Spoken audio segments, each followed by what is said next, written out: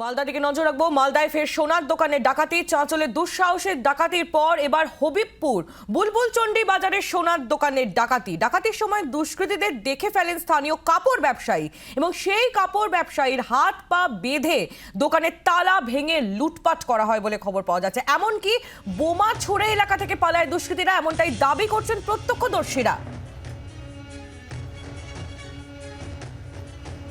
এবার আমি যখন ভ্যানটা রাখতে যাই কয়েকজনকে দেখতে পাই, তো আমি প্রথমে ভাবলাম যে সিভিক আর পুলিশ আছে। এবার কাছে যেতে আমাকে ধরে প্রাণনাশের হুমকি দেয় প্রথমে। তারপরে আমার পা বাঁধে দিয়ে অন্ধকার গলির মধ্যে যে রেখে দেয়, মুখও বেঁধে দেয়। তারপরে এই 1-1.5 ঘন্টা ওরকমই পড়ে থাকি। তারপরে প্রচুর চিৎকার শুনতে পাই, তখন আমার ভাগনা যেয়ে আমাকে উদ্ধার করে। রণজয় সিংহ আমাদের প্রতিনিধি রয়েছেন আমাদের সঙ্গে টেলিফোন লাইনে। রণজয়, বারবার মালদা এই ধরনের ঘটনা ঘটছে, কি বলছেন সেখানকার স্থানীয় বাসিন্দারা এবং পুলিশই বা কি বলছে?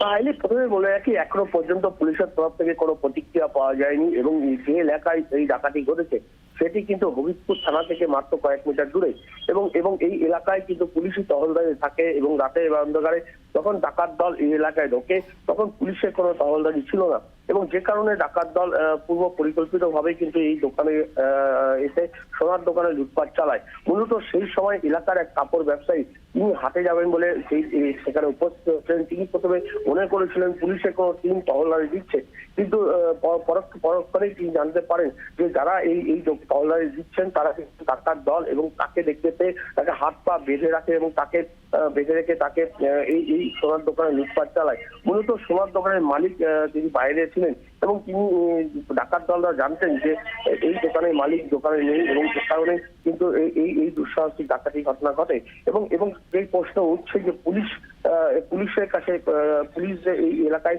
টহলদারি দেয় বা নজরদারি দেয় রাতে অন্ধকারে, সেই সময় কেন ছিল না সেই প্রশ্ন কিন্তু উঠছে এবং স্থানীয় বাসিন্দা এবং থেকে ব্যবসায়ীরা প্রত্যেক কিন্তু আতঙ্কিত এবং পুলিশের একটি অংশ মনে করছেন যে এই দোকানে কি কত পরিমাণে সোনা রয়েছে বা কিভাবে দোকানের লুটপাট চালানো যায় সমস্ত কিন্তু আগে থেকে প্ল্যানিং করা ছিল ডাকাত দলের এবং এই এলাকায় কিন্তু নজরদারি করার পর ডাকাত দল এই বাজারে ঢোকে।